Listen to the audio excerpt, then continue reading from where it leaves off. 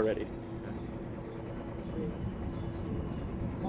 Hi, I'm Tony Langford for Tony Langford's Downtown The Actors Lounge. We're on the set of Changing the Game with Brian Chacon. Brian, how are you today? Good, very good, very good. A little tired, but good. Okay, well, a little tired is kind of good. Yep. Tell us, what do you do? I am the production designer and art director. Is this part of your crew here? All right. Okay, all right. Rolling. Rolling? Okay. Hi, I'm Tony Langford. Welcome to Tony Langford's Downtown The Actors Lounge. We're on the set of Changing the Game with Brian Chacon. Brian, how are you? Very good, very good. Brian, tell us what you do. I'm the production designer and art director, and on this film I've done a little location management, but my primary job is production designer for the film. Okay. Now tell us what a production designer does.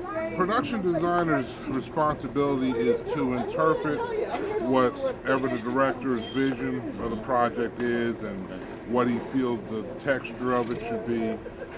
And this project is a very aggressive project, even though it's an independent film, because it spans over 4 decades. It is a period piece. It is basically an epic. It chronicles the lives of 2 young men right from when they meet in elementary school. So it also is based, the story is based in North Philly. So it's about retaining the continuity of what it was like, what living in North Philly was like in the 70s and 80s and 90s. So it's also an international piece because there are international scenes that happen. There are private jets. There are all kinds of stuff. There are FX. So it was a challenge.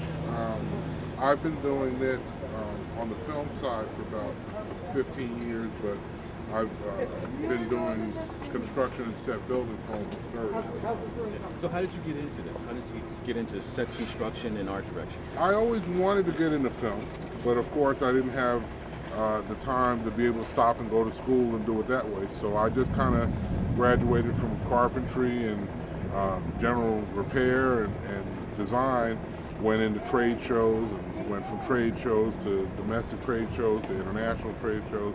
And finally, I just kind of made a conscious effort to try and get into this business. So I started doing small things, doing small projects, and I also produce and do videos and whatnot. So that's fantastic. Now, you said this is an independent film. What are some of the challenges that you come across in working in an independent film? Well, this is an independent, what they call an ultra low budget SAG, which finally they kind of opened a venue for the independent filmmaker who's not financed by any large studio to still make their film, but at the same time, you still have the same challenges. You have locations are very difficult to get. It's scheduling actors, and since you don't have the large budget, you can't get people to take off from work and all of those kind of things. So doing independent filmmaking it's not for the faint of heart. Right. You know. Tell us what your day is like as a production person working on an independent film. It starts probably about 6 in the morning, 5:30, 6 in the morning, and it probably goes till about 12, 1 o'clock in the morning. And this film was a 21-day shoot, so basically for the last 6 or 7 weeks, I was sleeping about maybe 3 hours, 4 hours a night. So why do you do it? If you don't get any sleep and if you're running around doing this, these crazy tasks, why do you do this? I enjoy it. I enjoy the challenge of it. You never have a dull moment at it. There's always something new. You get to meet great people.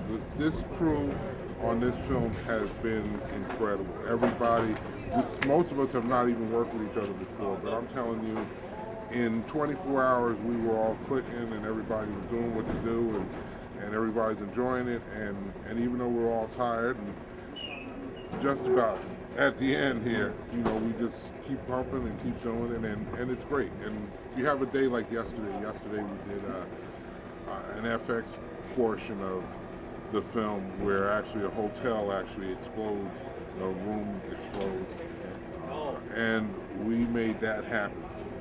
And you know, it was one of those things where it was crazy, it was nuts, and for 4 seconds of film, it was incredible to see that happen. So.